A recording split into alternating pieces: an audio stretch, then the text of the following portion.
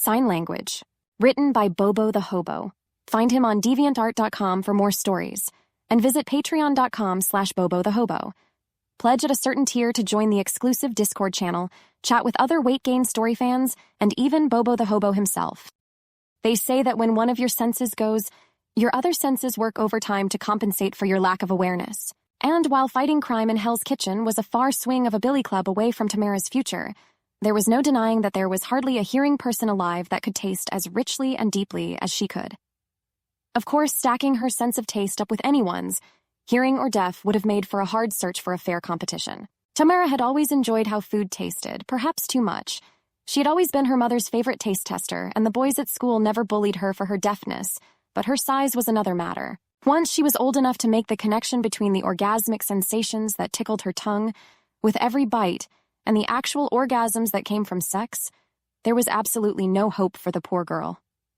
Tamara had been a greedy glutton before she discovered what a feedee was, but after, there was never any chance for her to be anything other than a big fat pig.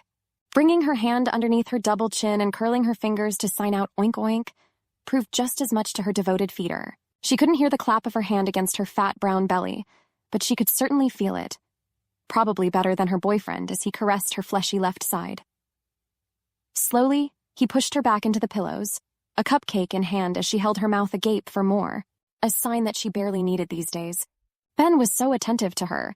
Fluent in ASL and equally gifted with his fingers in other ways, they might as well have been psychic. He knew everything that she needed, most of the time before she even signed it out. Her arms barely had to wobble before he had a general idea of what it would take to make his woman happy. And it was almost always more. Her happy, hoggish little grunts were music to his ears as she leaned back and let herself be fed and fondled. A smile dimpled her cheeks as chocolate crumbs dusted her lips, while she let her husband squeeze and knead her with one hand.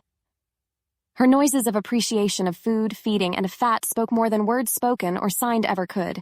Hefting up her stomach, Ben caressed her sensitive undercarriage with one hand, while readying a Twinkie with the other. Tamara's chubby little toes curled in utter bliss as she rubbed her distended gut with both hands. Her head rolled back, eyes closed, and mouth agape as her husband slowly began to put his talented fingers to better use. Chewing diligently on what remained, she tried to remember to breathe between the chewing and the swallowing. More?